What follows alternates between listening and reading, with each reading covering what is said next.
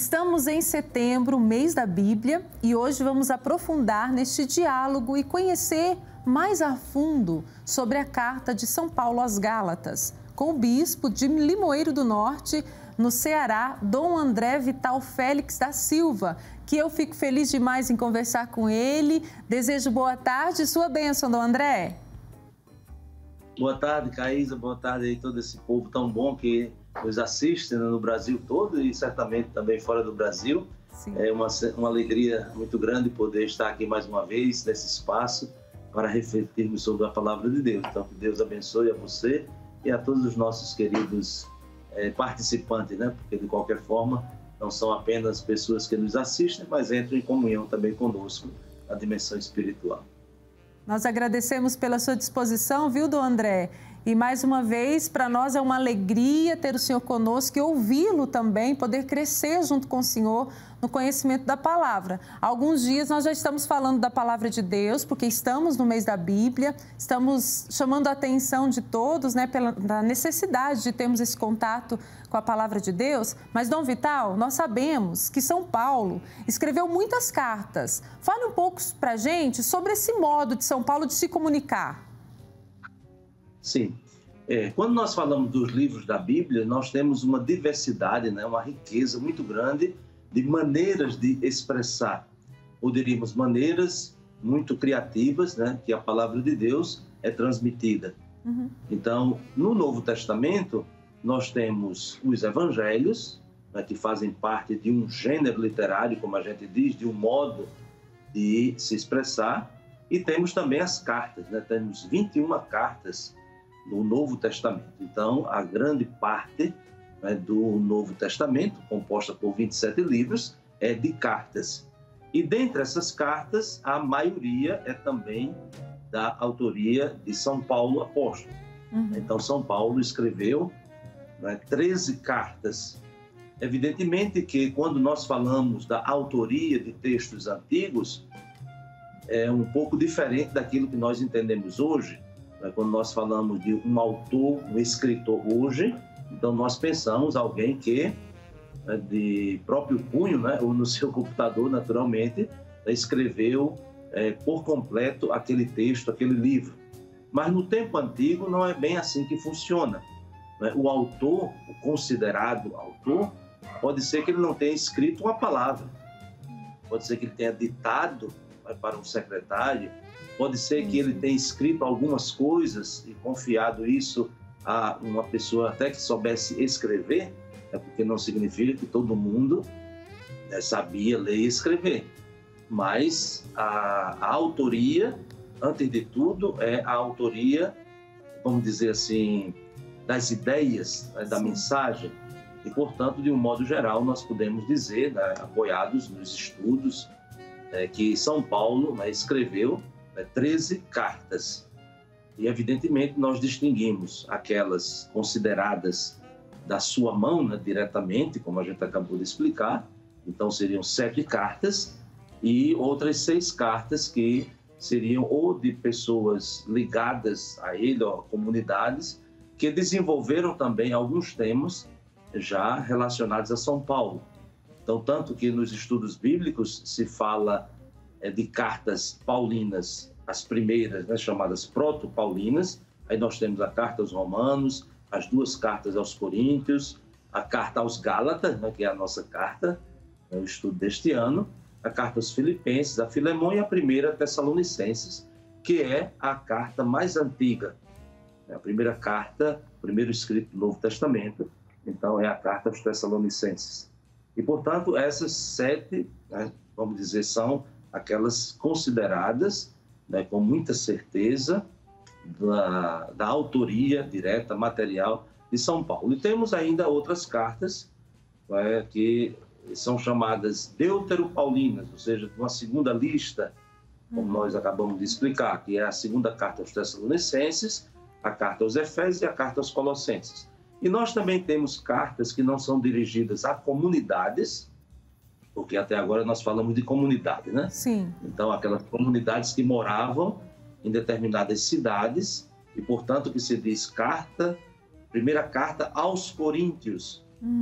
Então, são os cristãos que moravam na cidade de Corinto, aos cristãos da comunidade de Éfeso, aos Efésios e assim por diante, né? Mas há também cartas dirigidas a pessoas, aos colaboradores de São Paulo, por exemplo, Tito, Timóteo. Então, a esses ele também escreveu. E aí são consideradas também Paulinas, né? Então, são maneiras, né, de se expressar de forma muito criativa.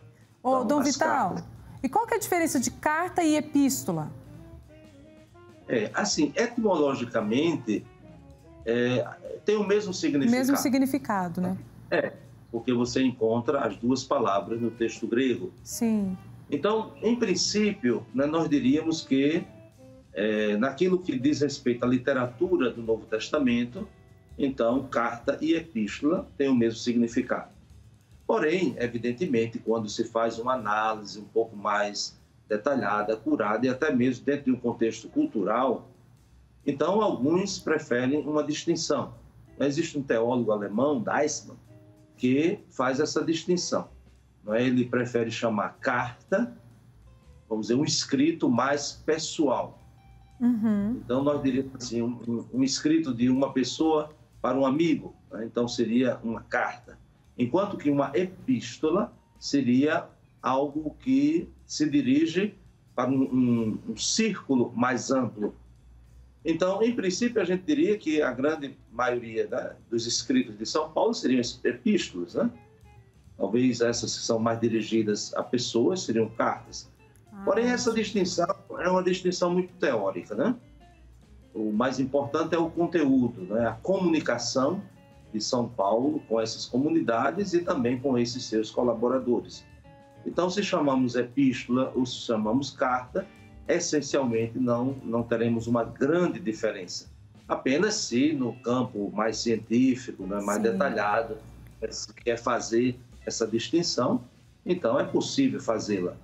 Mas isso não vai afetar, do ponto de vista semântico, do significado, do conteúdo, de chamar, então a carta aos Efésios é o quê? Epístola é carta? Não, tanto que se você pega uma Bíblia, vai encontrar sempre uma terminologia unificada, ou carta ou epístola. Né? Porém, o significado básico é o mesmo. Agora, o senhor falou da questão do conteúdo. Este ano, o mês da Bíblia é dedicado à carta aos Gálatas. O senhor já nos disse, na resposta do senhor, que essa carta aos Gálatas foi escrita a uma comunidade. Qual o verdadeiro sentido e qual a intenção de São Paulo quando ele escreveu a carta aos Gálatas? Só uma precisação, né? Sim. Quando se fala da carta aos Gálatas, então nós temos uma característica um pouco diferente das outras cartas, por exemplo, a carta aos Coríntios, a carta aos Efésios. Por quê? Porque enquanto que a carta aos Efésios, por exemplo, se dirige a uma comunidade de cristãos que moram numa cidade chamada Éfeso, a carta aos Gálatas não se dirige a uma cidade ou a cristãos que morassem numa cidade, mas a uma região.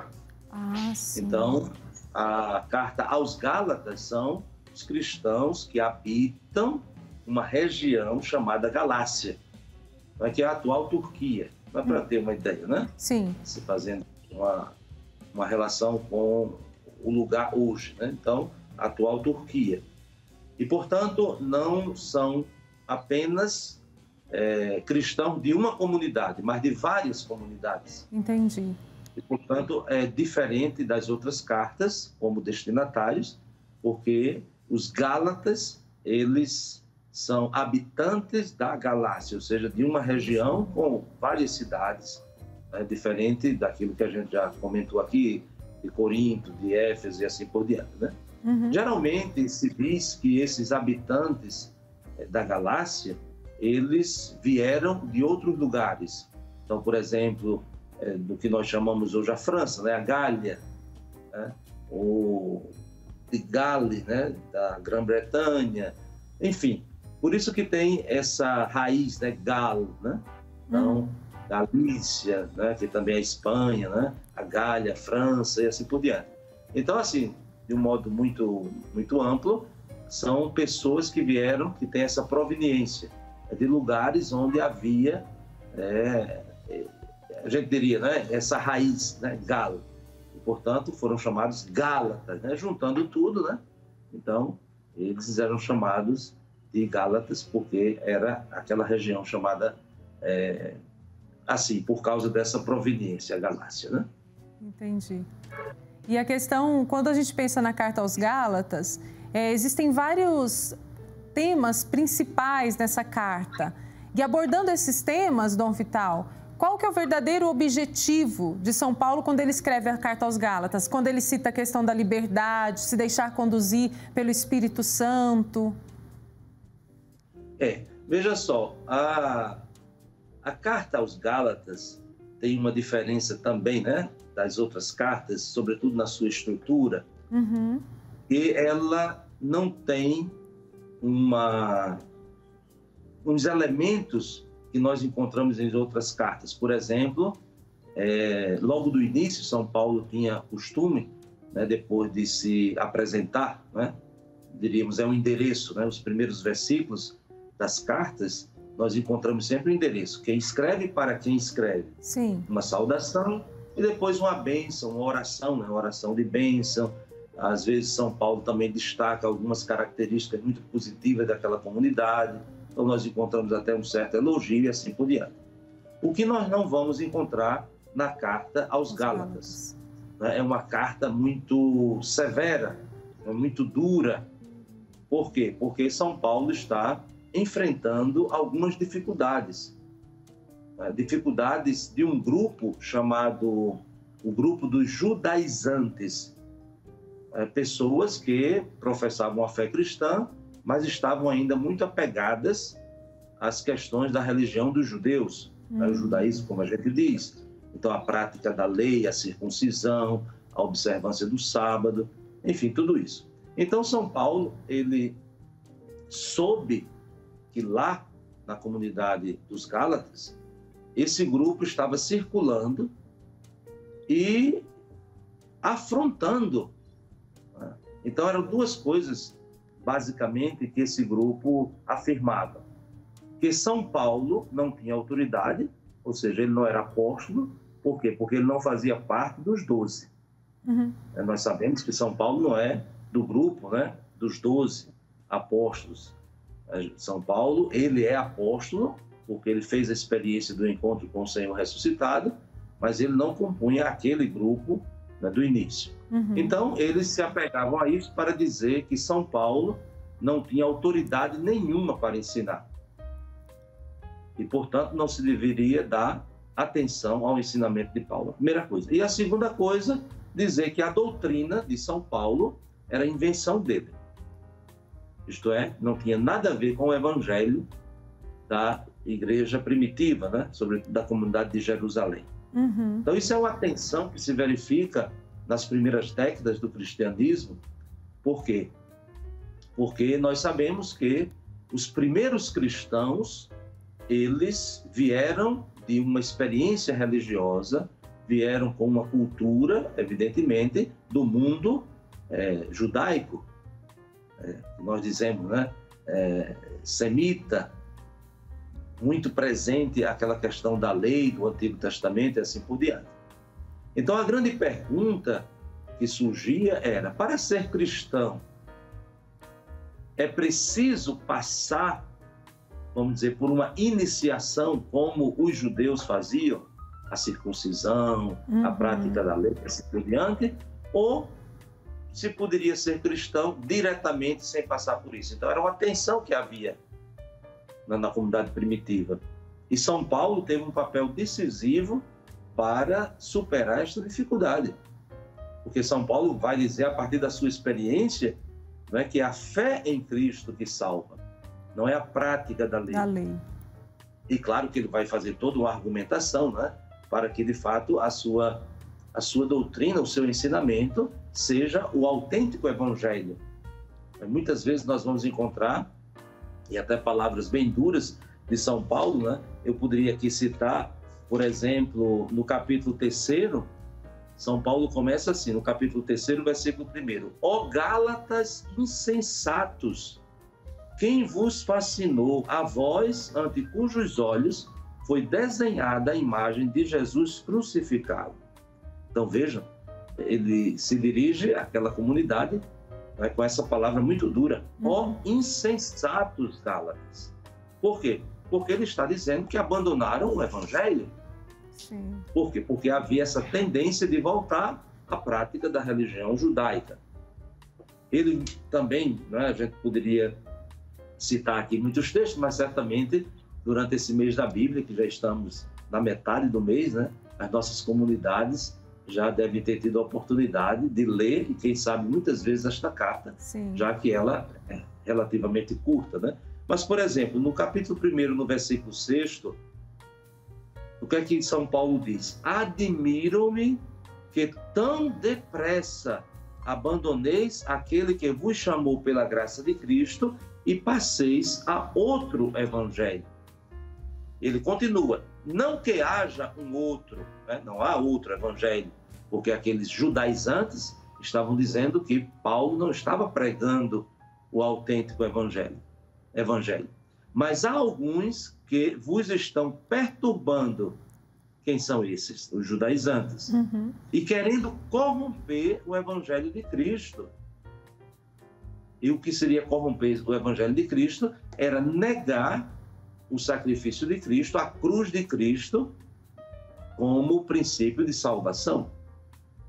Então, voltar para a prática dos judeus, o sábado, da circuncisão e tudo isso, seria invalidar o sacrifício de Cristo, ou seja, a sua entrega.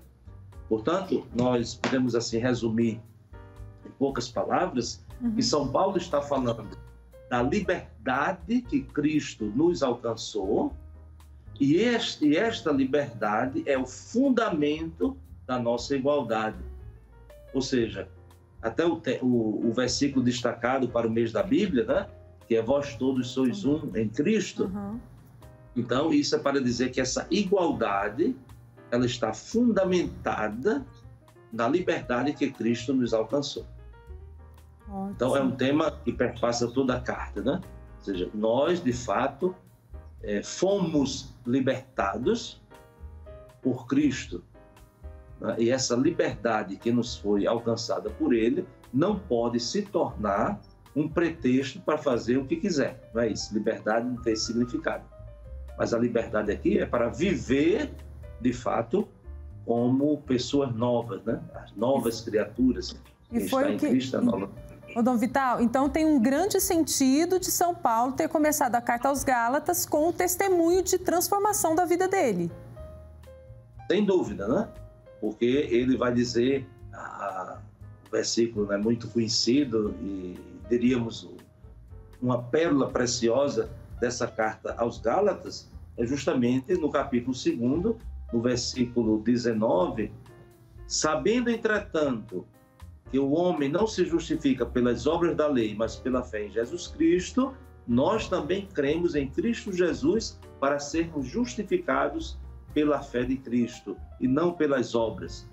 E aí, quando chega no versículo 20, aqui também é uma pérola, eu vivo, mas não sou eu que vivo, pois é Cristo que vive em mim.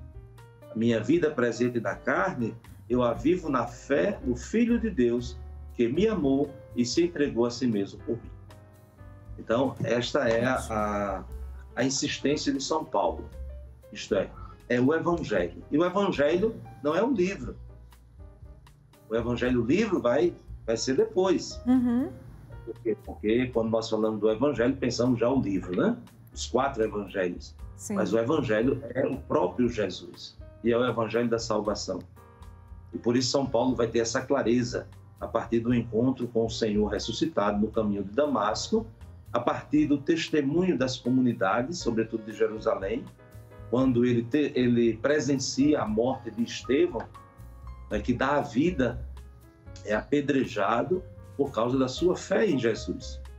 Então, aquilo no primeiro momento leva São Paulo a uma verdadeira crise.